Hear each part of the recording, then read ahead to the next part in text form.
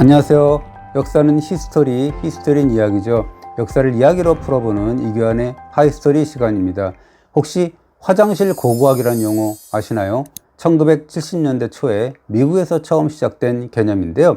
옛 사람들의 배설물, 즉 기생충 알이나 씨앗 등으로 해서 당대 식생활과 건강 상태 등을 복원하는 고고학의 한 방법론입니다.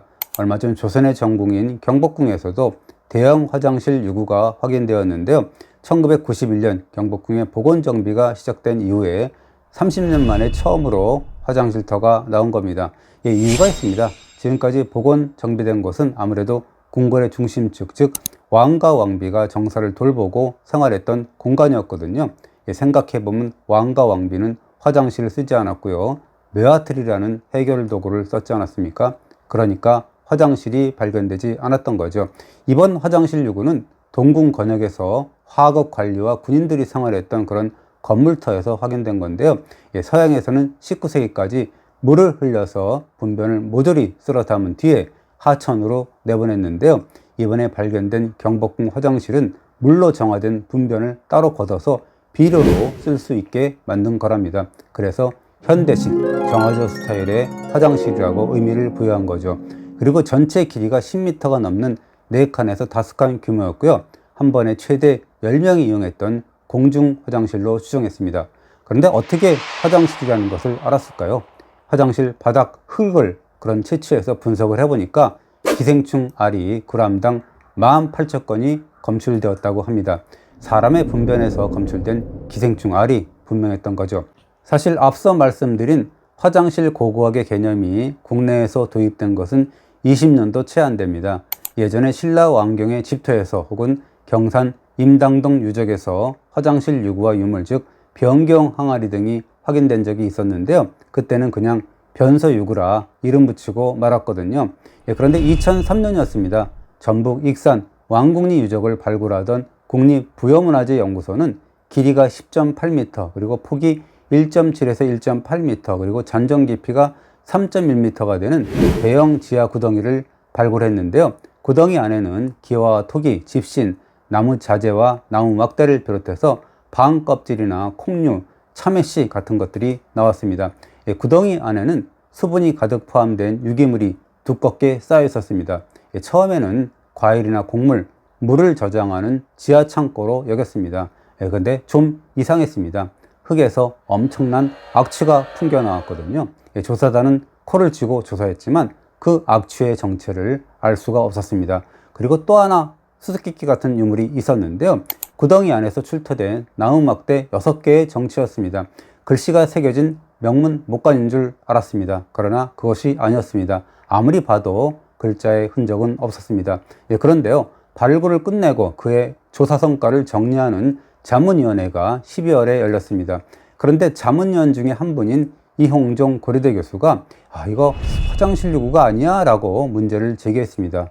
조사해보니까 과연 악취를 풍겼던 유기물 토양에서 편충과 간 흡충, 회충은 물론이거니와 흡충류의 충란이 대량 확인되었습니다. 그동안 몇 곳에서 발굴은 했지만 추가 조사 없이 덮어버린 그런 변소유구가 아니라요, 제대로 조사된 그런 명실상부한 화장실 유구가 확인된 거죠. 한국의 화장실 고고학이 바로 익산 왕궁리에서 시작된 겁니다. 추가 조사 결과 2칸, 3칸, 5칸짜리 공동 화장실이 차례로 확인됐습니다. 수수께끼와 같던 나무막대 용도도 파악이 됐습니다. 나무막대는 지금의 화장지, 즉 뒤처리용이었던 거죠. 그때는 종이가 엄청 귀하던 시절이었으니까요. 흥미로운 유물이 또 있었습니다. 인근 배수로에서 확인된 토기 2개체분의 그런 유물인데요. 휴대용 병기, 즉 요광으로 추정이 됐습니다. 일제강점기에 조사된 부여 군수리 절터에서 출토된 병기용 토기와 함께 지금 국내에서는 딱 3점만 확인되어서 남아있는 건데요. 그렇다면 왕조시대 국왕 및 왕비의 전용 병기인 메아틀 밑에 둔 휴대용 병기일 수 있다라는 추정도 가능한 거죠. 즐거운 상상을 한번 해본다면요, 익산 왕문리는 백제 무왕이 세운 왕궁터로 알려져 있죠. 그렇다면 확인된 휴대용 병기 2개체분은 혹 무왕과 왕비의 메아틀이 아니었을까라는 생각이 들죠. 이렇게 익산 왕궁리에서 시작된 한국의 화장실 고고학은 다른 지역, 다른 시대의 유적에도 엄청 영향을 끼쳤습니다. 그 전까지는 별다른 조사 없이 그냥 변서 유구로 치부되던 유구들이 새삼 주목을 받게 되는 거죠. 화장실 유구에서 확인된 기생충 알과 씨앗, 꽃가루 등을 정밀 분석하게 된 겁니다. 경주 동gun과 월지 등에서, 그리고 부여 쌍북리에서, 그리고 양주 해암사터에서 잇따라 화장실 유구가 조사되었습니다.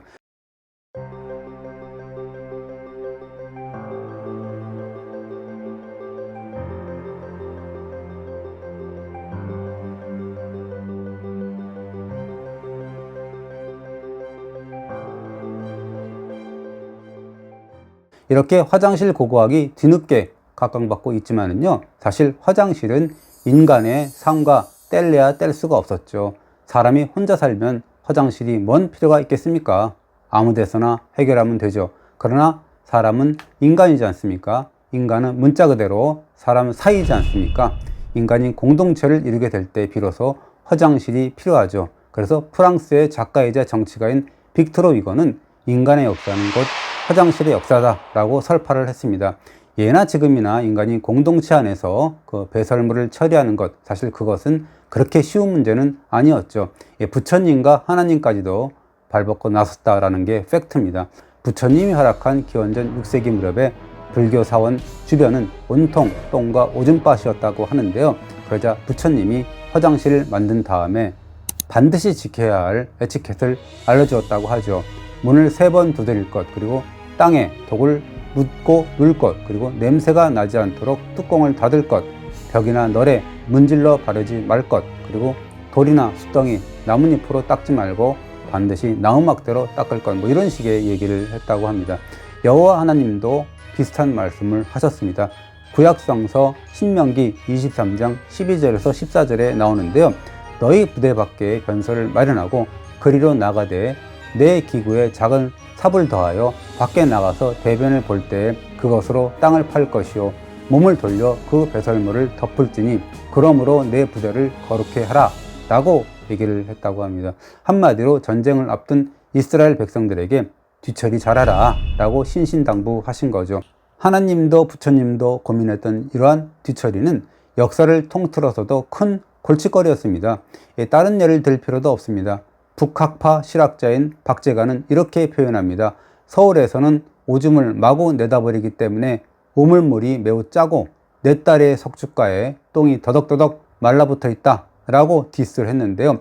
18세기, 19세기 서울을 똥덩어리, 똥천지라고 표현한 겁니다. 그러나 세상 천지에 서울만 그랬을까요? 아닙니다. 서양의 거리는 더했으면 더했지 서울보다 낫지 않았습니다.